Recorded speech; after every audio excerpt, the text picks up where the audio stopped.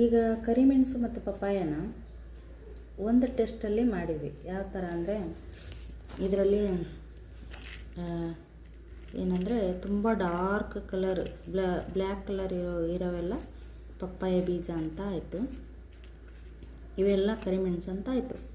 ಇನ್ನೂ ಒಂದು ರೂಪದಲ್ಲಿ ನಾವು ಕಂಡುಹಿಡಿಬೋದು. ಯಾವ ಥರ ಇದರಲ್ಲಿ ಅಸಲಿ ನಕಲಿ ಏನು ಅಂತಂದರೆ ನಾವು ತಿಂದು ನೋಡ್ಬೋದು. ಏನಂದರೆ ಇದು ಕರಿಮೆಣಸು ಏನಾಗಿರುತ್ತೆ, ತುಂಬ ಖಾರವಾಗಿರುತ್ತೆ. ಹಾಗೆ ಇದು ಏನಾಗಿರುತ್ತೆ ಅಂದರೆ ಪಪ್ಪಾಯ ಬೀಜ ಸಪ್ಪೆ ಆಗಿರುತ್ತೆ. ನಾವು ತಿಂದು ನೋಡಿಯೂ ಕೂಡ ನಾವೇನು ಮಾಡ್ಬೋದು ಅಂದರೆ ಪರೀಕ್ಷೆಯನ್ನು ಮಾಡ್ಬೋದು. ಬೇಕಾದವರು ಅಗತ್ಯ ಬಿದ್ದವ್ರು ಮಾಡ್ಕೋಬೋದು, ಅಗತ್ಯ ಇಲ್ದವ್ರು ಬಿಡ್ಬೋದು. ಅವಶ್ಯಕತೆ ಇದೆ ಅಂದರೆ ಮಾಡಿ, ಅವಶ್ಯಕತೆ ಇಲ್ಲ ಅಂದರೆ ಬೇಡ. ಪಪ್ಪಾಯ ಬೀಜ ಏನು ಕೆಟ್ಟದ್ದಲ್ಲ, ಏನಂದರೆ ಅದರಲ್ಲಿ ಇಮ್ಯುನಿಟಿ ಪವರ್ ಇರುತ್ತೆ. ಆದರೆ ಕಲಬೆರಕೆ ಅನ್ನೋದು ತುಂಬ ಏನು ಅಂದರೆ ಥರ ಮಿಕ್ಸಿಂಗ್. ಅದಕ್ಕೆ ಇವಾಗ ಜಪಾನ್ ದೇಶದವರು ನಮ್ಮ 69 ಪ್ರಾಡಕ್ಟ್ಗಳನ್ನು ಯೂರಿಯಾ ಗೊಬ್ಬರದಿಂದನೋ ಬೇರೆ ಗೊಬ್ಬರಗಳಿಂದ ಬಳಸಿ ಗೊಬ್ಬರಗಳ ಬಳಕೆ ಜಾಸ್ತಿ ಆಗಿದೆ, ಹಾಗೆ ಕೆಮಿಕಲ್ಸ್ ಜಾಸ್ತಿ ಆಗಿದೆ ಅಂದ್ಬಿಟ್ಟು ನಮ್ಮ ಭಾರತದಲ್ಲಿ ಅತ್ಯುತ್ತಮವಾದ ಕರ್ನಾಟಕದ ಮಾವಿನ ಹಣ್ಣನ್ನು ಸಹ ನೆಗ್ಲೆಕ್ಟ್ ಮಾಡಿ ಮತ್ತು ಅದನ್ನು ಏನು ಅಂದರೆ ಪರೀಕ್ಷೆ ಮಾಡಿ ಟೆಸ್ಟ್ ಮಾಡಿ ಬೇಡ ಅಂತ ಏನು ಮಾಡಿದ್ದಾರೆ, ಈ ಸಲ ಪರ್ಚೇಸೇ ಮಾಡಿಲ್ಲ. ಯಾರಿಗೆ ಏನು ನಷ್ಟ ಆಯಿತು? ನಮ್ಮ ರೈತರಿಗೆ ನಷ್ಟ ಆಯಿತು. ಅದಕ್ಕೆ ನಾನು ಹೇಳೋದು 69 ಪ್ರಾಡಕ್ಟ್ ಅಂದರೆ ಸುಮ್ಮನೆ ಅಲ್ಲ, ಬರೀ ಒಂದು ಮಾವಿನ ಹಣ್ಣನ್ನೇ ನಾವು ರಫ್ತು ಮಾಡ್ತಾ ಇರೋದು ಕರ್ನಾಟಕ ಇವತ್ತು ಅಂದರೆ ನಿಲ್ಲಿಸಿದ್ದಾರೆ ಅಂತಂದರೆ ಅದು ಎಷ್ಟರ ಮಟ್ಟಿಗೆ ಬೆಳವಣಿಗೆ ರೈತರಿಗೆ ಎಫೆಕ್ಟ್ ಆಗ್ತಾ ಇದೆ ಅನ್ನೋದಕ್ಕೆ ಮತ್ತೊಂದು ಉದಾಹರಣೆಯಾಗಿದೆ. ಆದಷ್ಟು ಗೊಬ್ಬರಗಳ ಸಗಣಿ ಗೊಬ್ಬರಗಳ ಬಳಕೆ ಮಾಡಿ ಮತ್ತು ಹಸು ಸಾಕಣೆ ಕಡೆ ಒತ್ತು ಕೊಟ್ಟರೆ ಎಲ್ಲರಿಗೂ ಲಾಭ ಇದೆ ಅಂತ ನಾನು ಹೇಳ್ತಾ ಇದ್ದೀನಿ ಅಷ್ಟೇ.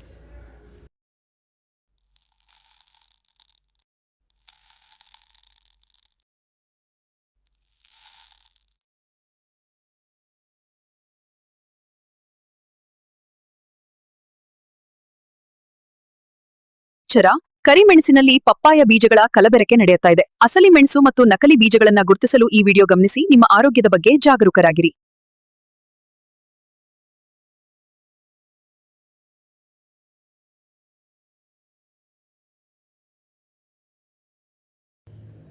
Hi, hello, good evening friends. ಯಾವ ವಸ್ತುವಿನಲ್ಲಿ ಯಾವ ವಸ್ತು ಕಲಬೆರಕೆ ಮಾಡ್ತಾರೆ ಅನ್ನೋದಕ್ಕೆ ಒಂದೇ ಒಂದು ಉದಾಹರಣೆ ಕೊಡ್ತೀನಿ ನೋಡಿ. ಆಮೇಲೆ ಇನ್ನೂ ಸಾಕಷ್ಟು ಉದಾಹರಣೆಗಳನ್ನು ಇನ್ನೊಮ್ಮೆ ತೋರಿಸ್ತೀನಿ, ಆದರೆ ಸದ್ಯಕ್ಕೆ ಒಂದೇ ಒಂದು ಉದಾಹರಣೆ ಕೊಡ್ತೀನಿ ನೋಡಿ. ಇದು ನೋಡೋಕ್ಕೆ ಕಾಳು ಮೆಣಸು. ಇದರಲ್ಲಿ ಏನು ಮಿಕ್ಸ್ ಮಾಡ್ಬೋದು ಅಂತ ನೀವು ಗೆಸ್ ಮಾಡ್ಕೋಬೋದು. ನಾನು ಹೇಳೋದಕ್ಕಿಂತ ಮುಂಚೆ ನೀವೇ ಗೆಸ್ ಮಾಡ್ಕೋಬೋದು. ಆಗಿಲ್ಲ ಅಂದರೆ ನಾನು ಹೇಳ್ತೇನೆ. ಏನಂದರೆ ಇದರಲ್ಲಿ ಕಾಳು ಮೆಣಸು ನೋಡಿ, ಈ ಮೆಣಸು ಥರನೇ ಇರುತ್ತೆ. ಅದು ಒಂದು ಹಣ್ಣಿನ ಬೀಜಗಳಾಗಿರ್ತವೆ. ಅದು ಎಲ್ಲರೂ ತಿಂತಾರೆ.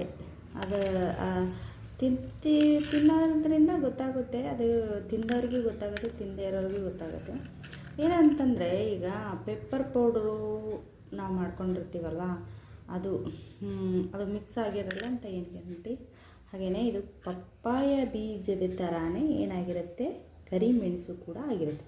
ಇದರಲ್ಲಿ ನಾನು ನಿಮಗೆ ಯಾವುದು ಇದರಲ್ಲಿ ಕರಿಮೆಣಸು ಯಾವುದು ಪಪ್ಪಾಯ ಅಂತ ನಾನು ತೋರಿಸ್ತೀನಿ. ಏನು ನೋಡಿ, ಇದು ಬ್ಲ್ಯಾಕ್ ಇದೆ. ಆ್ಯಕ್ಚುಲಿ ಇಲ್ಲಿ ನೋಡಿ, ಇದು ಬ್ಲ್ಯಾಕ್ ಇದೆ. ಈ ಬ್ಲ್ಯಾಕ್ ಇರೋದು ಏನಂತಂದರೆ ಇದು ಪಪ್ಪಾಯದ ಬೀಜ. ಇದು ಎಷ್ಟು ಬರೀ 10 ಕಾಳಲ್ಲಿ ಎಷ್ಟು ಪಪ್ಪಾಯ ಬೀಜ ಮಿಕ್ಸ್ ಮಾಡಿದ್ದಾರೆ ನೋಡಿ.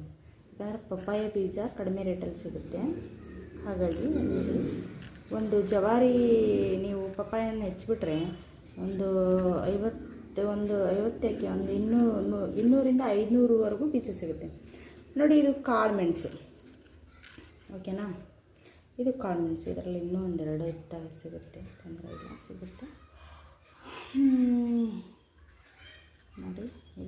ಇದು ಕಾಳು ಮೆಣಸು, ಇದು ಪಪ್ಪಾಯ ಹಣ್ಣಿನ ಬೀಜ. ಇಷ್ಟೇ ವ್ಯತ್ಯಾಸ ಸ್ನೇಹಿತರೆ. ಏನು ಅಂತಂದರೆ ನಾವು ಎಲ್ಲದಕ್ಕೂ ಕಲಬೆರಕೆ ಇಲ್ಲದೇ ಯಾವ ವಸ್ತುನೂ ನಾವು ಬಳಸ್ತಾ ಇಲ್ಲ. ಹೀಗಾಗಿ ನೋಡಿ, ಮತ್ತೆ ನಾನು ಮುಂದಿನ ವಿಡಿಯೋದಲ್ಲಿ ಹೇಳ್ಕೊಡ್ತೇನೆ. ಥ್ಯಾಂಕ್ ಯು, ಬಾಯ್ ಬಾಯ್. ನನ್ನ ವಿಡಿಯೋ ಲೈಕ್ ಆಗಿದರೆ ಲೈಕ್ ಮಾಡಿ, ಶೇರ್ ಮಾಡಿ, ಸಬ್ಸ್ಕ್ರೈಬ್ ಮಾಡಿ. ಟಾಟಾ ಬಾಯ್ ಬಾಯ್. ಸಾವಿತ್ರಿ ನಾಮಂತಿ ಕವಿತ್ರಿ ಧಾರವಾಡ.